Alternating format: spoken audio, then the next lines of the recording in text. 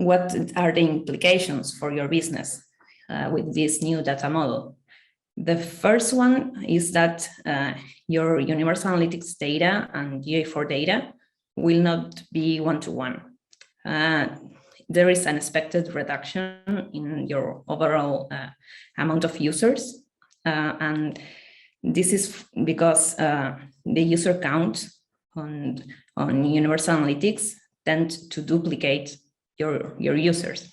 This is because if one user came from a mobile device and then from a desktop device, that will count as two separate users in Universal Analytics, where now in GA4 they have the technology to match those two users, and we will GA4 is deduplicating those users. So there is a reduction, but it's a more realistic user count, so we're getting more accurate data in that regard.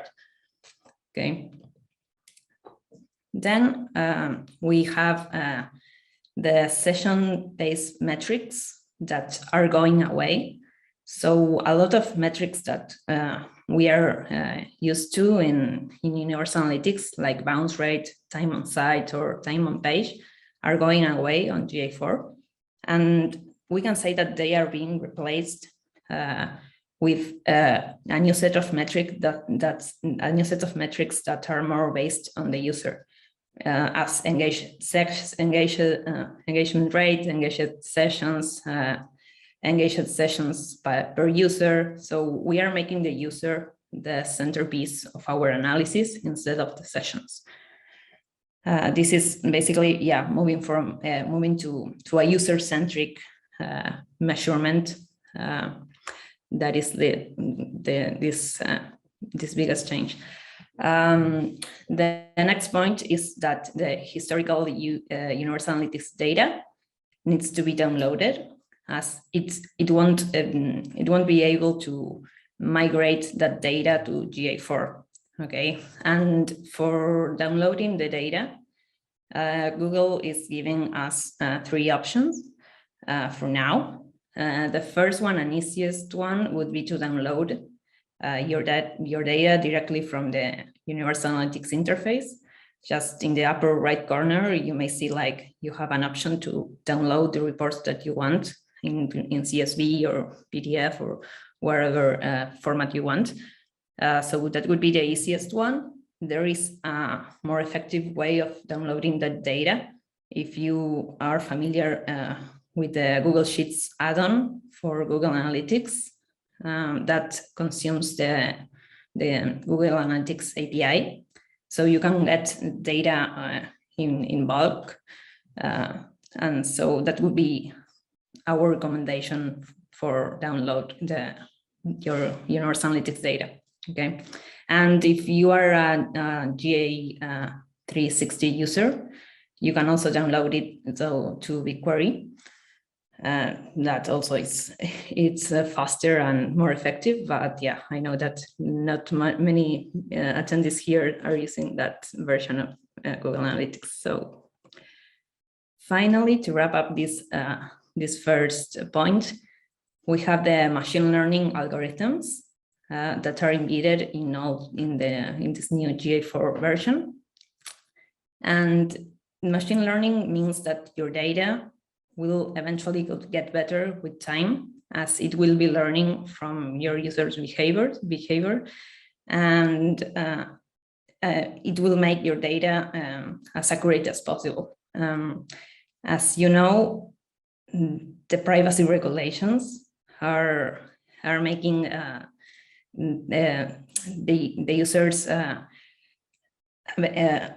users can opt out for being tracked from a cookie banner or something like that. So machine learning algorithms are making sure to fill those gaps in order for us to still be able to gather insights from the information that we can get. Okay, so that's it for this section. Pia, I wanted to check if we have any questions so far.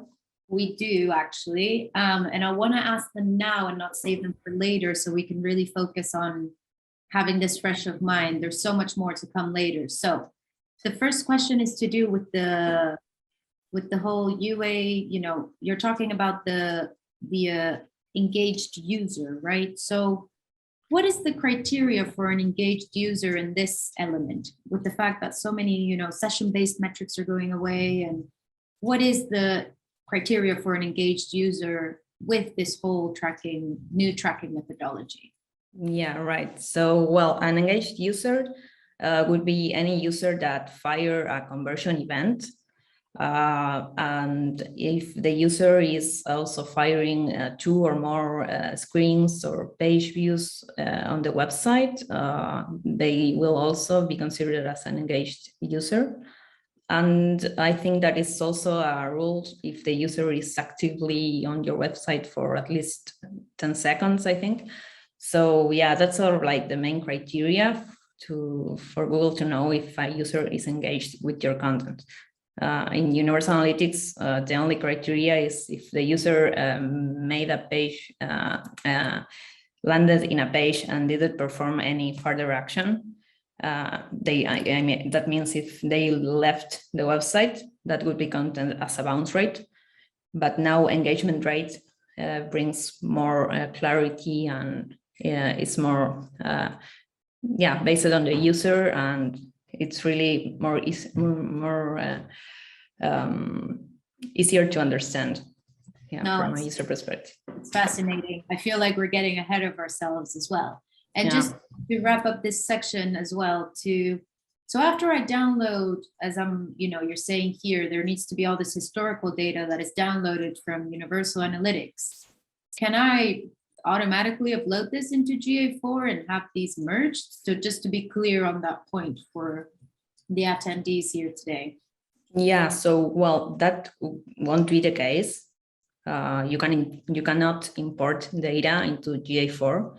The only way to make like a historical report taking into account your previous data collected in Universal Analytics and also taking into account the new data from GA4 would be like very manual via just merging the 2 data sets into an Excel or Google Sheets.